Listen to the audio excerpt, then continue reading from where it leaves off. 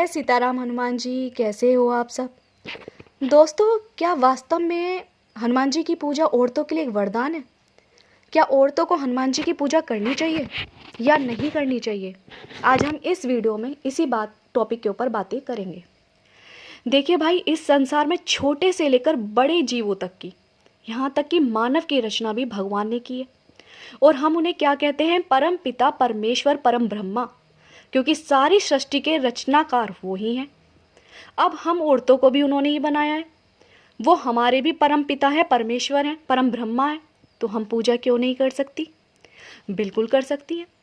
दरअसल लोगों को ना हर बात को गलत तरीके से दिखाने की आदत हो गई है कि अगर औरतें भगवान को छुएंगी तो क्रोधित हो जाएंगे, विकराल रूप ले लेंगे, कुछ घटना घट जाएगी। भाई मैं मानती हूँ कि जो बाबा थे वो राम की पूजा करते थे और उनके सच्चे भक्त थे, इसलिए वो नहीं चाहते थे कि उनके दिल में राम भगवान के सिवा कोई जगह बनाए या उनकी भक्ति भटक जाए। वो सच्चे दिल से, मन तन से राम भगवान की सेवा करना चाहते थे, इसलिए गृहस्थ आश्रम में नहीं गए। वो नहीं चाहते थे उनके दिल में राम भगवान के सिवा कोई रहे, क्यों उनकी भक्ति भटकेगी, फिर गृहस्थ आश्रम में जाएंगे। लेकिन इसका मतलब ये तो नहीं कि वो औरतों से नफरत करते थे जिस हिसाब से नज़रिया दिखा दिया गया। वो भी एक औरत से जन्मे थे और वो हर औरत में एक माँ और बहन की छवि देखा करते थे। माता सीता को भी वो सीता माता कहते थे और माता भी उन्हें पुत्र कहती थी। लेकिन बाबा का ऐसा रूप दिखा दिया गया कि औरतें पूजा करेंगी तो पता नहीं क्या अनहोनी हो जाएगी, भगवान रुष्ट हो जाएंगे।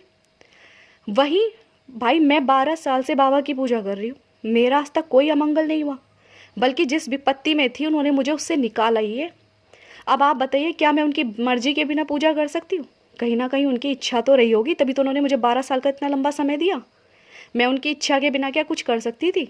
और मेरे साथ कुछ गलत भी नहीं हुआ 12 साल से, बल्कि जहाँ मैं थी, जिस परेशानी में थी, उससे निकाला उन्होंने मुझे।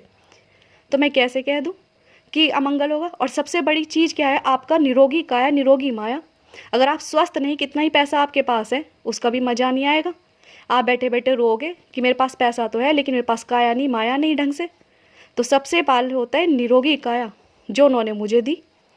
ठीक है, और बस उनका गलत रूप दिखा दिया। ऐसे ही भोलेनाथ की शिवरात्रि में दिखाते हैं लोग, भांग पीएंगे। भाई भोले तो भांग पीते थे, नशा करते थे, तो खुद भी पीते हैं।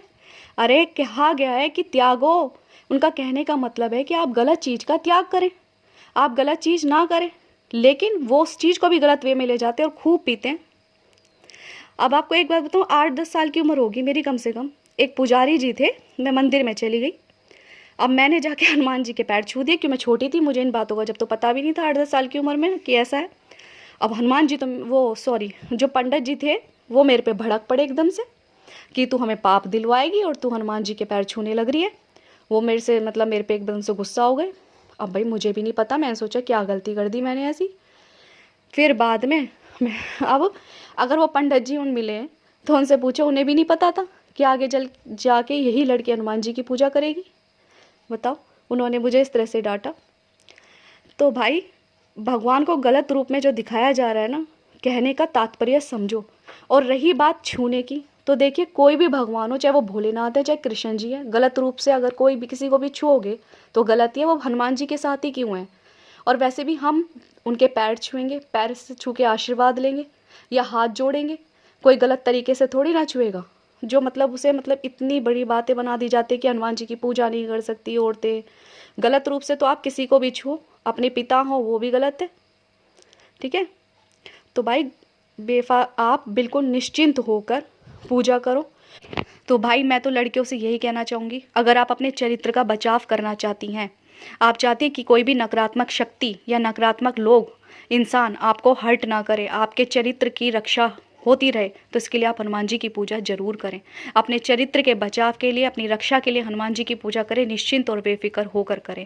अगर ये सब बातें झूठी होती तो मंगलवार की व्रत कथा सुनिए, उसमें औरतें हैं जिन्होंने पूजा करी है और हनुमान जी ने उनकी इच्छा पूरी करी है, उनकी गोद भरी है। अगर ये सब झूठ है तो फिर कहानियाँ क्यों लिखी जाती हैं किताबों में?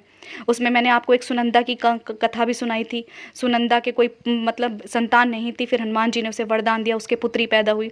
और ऐसी ही एक ब्राह्मण की कथा है, ब्राह्मण ब्राह्मणी की, जिसमें ब्राह्मणी की संतान नहीं होती, तो सब भगवान की पूजा करके मंगलवार के व्रत से उसे पुत्र की प्राप्ति होती है। अगर ये सब कुछ है कि औरतें नहीं कर सकती, तो ये कथाओं में और किताबों में क्यों लिखा हुआ है फिर? तो आप बेफिक्र होकर कीजिए, आप अपने चरित्र की रक्षा कीजिए। और अगली वीडियो में मैं आपसे मिलती हूँ, अब मेरी कहानी मेरी जुबानी के साथ। मैं आपको वो 4 काम बताऊंगी जो हनुमान जी की कृपा से मेरे हुए थे। तो चलिए मिलते हैं नेक्स्ट वीडियो में। जय सीताराम हनुमान जी।